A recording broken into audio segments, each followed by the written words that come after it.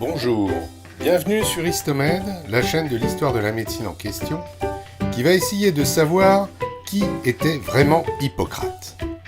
En effet, il est difficile d'écrire une biographie d'Hippocrate, certains historiens niant même son existence.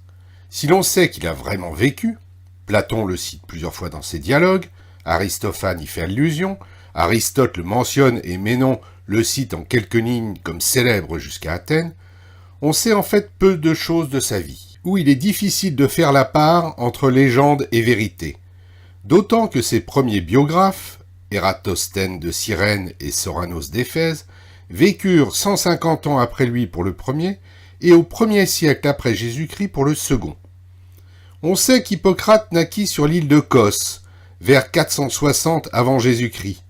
Au milieu du siècle de gloire d'Athènes, après la victoire de Marathon sur les Perses en 490, siècle qui vit aussi naître Périclès, Thucydide, Hérodote, Échille et Sophocle, enfin Polyctète et Phidias, ou Socrate, condamné en 399, rien que ça.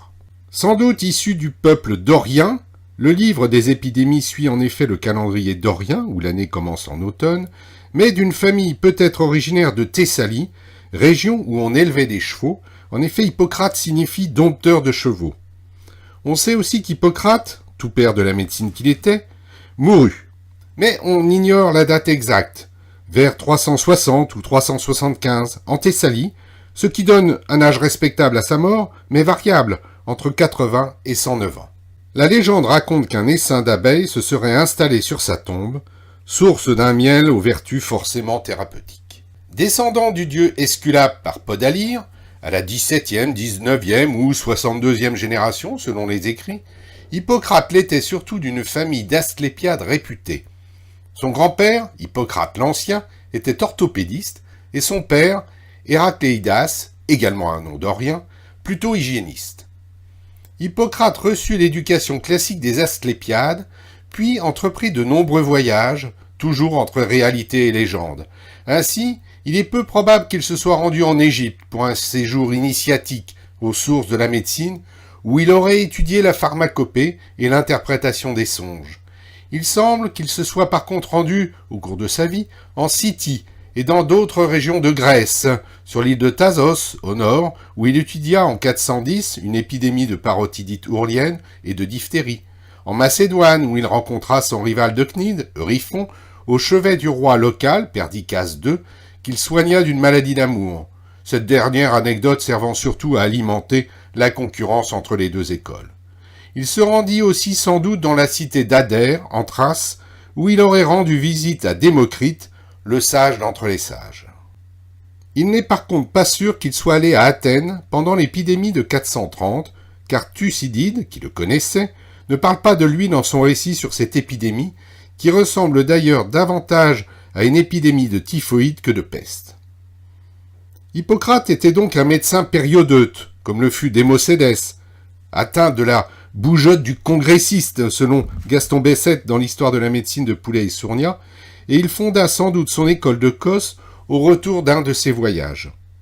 Petit aparté sur Gaston Bessette, à la fois médecin, historien, romancier, poète et intellectuel engagé dans la Résistance, qui fut l'auteur d'une biographie romancée d'Hippocrate parue en 1931 chez Grasset.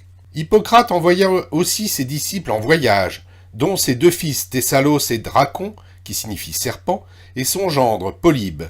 Thessalos en Chalchidique, presqu'île de Macédoine, Polybe en Syrie jusque Damas et en Libye, Dioxype en Perse jusqu'en Inde. Autant de voyages qui lui furent utiles pour rédiger ses livres, et notamment sur les épidémies. Quelques zones d'ombre entachent toutefois la réputation du père putatif de la médecine.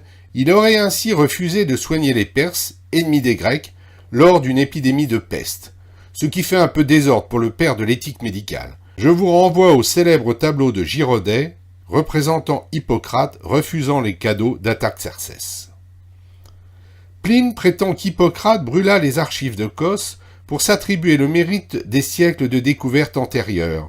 Pour d'autres, ce geste avait pour but de montrer son affranchissement vis-à-vis d'une médecine ancienne, révolue, un peu comme Paracelse le fera avec les œuvres de Galien et d'Avicenne à Bâle, la nuit de la Saint-Jean le 23 juin 1527.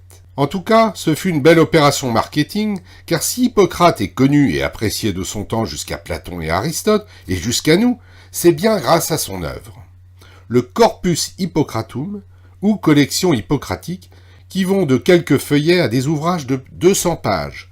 Le terme de collection est d'ailleurs impropre, car il existe une grande diversité, voire une opposition de tendances entre les ouvrages qui la composent, tantôt inspirés de philosophie, tantôt de médecine pratique et pour ces derniers, tantôt issus de l'école de Cos, tantôt celle de Cnide, voire d'autres écoles plus lointaines et notamment italiennes. Le corpus est écrit en dialecte ionien, alors qu'Hippocrate parle une langue plus frustre, le dorien. Faut-il y voir un hommage aux écoles philosophiques d'Asie mineure ?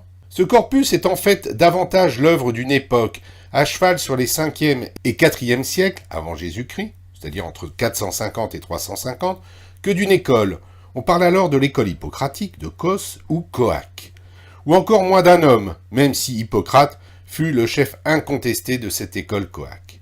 C'est avant tout le témoignage de la médecine de l'époque, influencée par deux grands courants médicaux dont nous avons parlé, celui des médecins théoriciens, à l'esprit déductif marqué par la philosophie présocratique, et celui des médecins plus praticiens, plus soucieux d'objectivité comme ceux de l'école ionienne de Cnide, la plus ancienne, ou de l'école dorienne de Cos, la plus célèbre, sans oublier les influences de Rhodes, d'Athènes ou du reste de la Grande Grèce qui s'étendait, je vous le rappelle, jusqu'au sud de l'Italie. Sans plan préconçu, écrit sous forme d'aide-mémoire, de conférences ou de cours, de manuels pour les médecins, le corpus fut réuni pour la première fois dans la célèbre bibliothèque d'Alexandrie au cours du IIIe siècle, mais peut-être avant par Dioclès de Caryste vers moins 350. Mais celui qui nous est parvenu date du Xe et XIIe siècle, et l'œuvre fut progressivement complétée jusqu'en 1526, date de la première édition imprimée en grec. Souvent sans titre, ce dernier étant parfois ajouté plus tard par les copistes, et bien sûr sans nom d'auteur, le corpus fut considéré comme une Bible et rarement critiqué jusqu'au XVIIIe siècle, qui compta pas moins de 400 éditions de ses œuvres. En effet, paradoxalement, le corpus ne commença à être véritablement étudié et critiqué que quand on abandonna la médecine hippocratique au XIXe siècle. L'édition la plus complète est celle d'Émile Littré, qui y consacra 27 ans de sa vie avec une édition en 10 volumes publiée chez Bayer entre 1839 et 1861.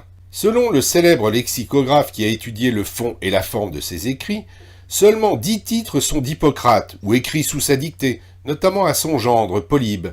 Parmi eux, le traité de l'ancienne médecine et les 8 livres des aphorismes, véritable bible de la médecine, mine sémiologique et notamment sur les fièvres, réunissant 412 sentences simples dont le but était d'être transmises oralement et facilement retenues, comme un homme qui a saigné devient pâle. Les lassitudes inexpliquées annoncent une maladie. Les douleurs et la fièvre sont plus intenses avant la formation du pus qu'après. Ceux qui crachent un sang écumeux le crachent du poumon. Seraient également d'Hippocrate des prénotions de Cos, véritable traité sémiologique, pronostic, articulation, blessures de tête et fractures, ainsi que les livres 1, 2 et 4 des épidémies. Les épidémies pour Hippocrate ne correspondaient pas forcément à des maladies contagieuses, mais à des maladies qui touchaient massivement le peuple, démos, à l'exemple de celles qui sévirent sur l'île de Thasos, en Thrace, en Macédoine ou en Thessalie, au nord d'Athènes, et pour lesquelles les datations sont assez précises car comportant des renseignements sur des personnages connus de l'époque. Des épidémies est sans doute le traité le plus important pour comprendre la médecine hippocratique.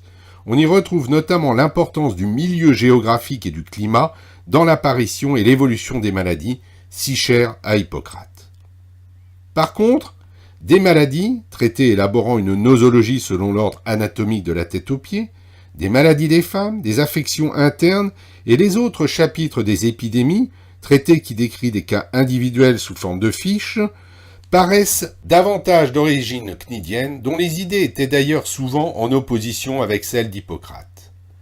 De la nature de l'homme et de l'art semble nettement postérieure à Hippocrate, tandis que les prorétiques, suite de notes cliniques, de sentences sans règles, de signes énumérés sans attache organique, isolés ou groupés, sans méthode, mais qui donnent de capitales informations concernant la manière d'observer les malades, sont apocryphes, notamment selon Galien.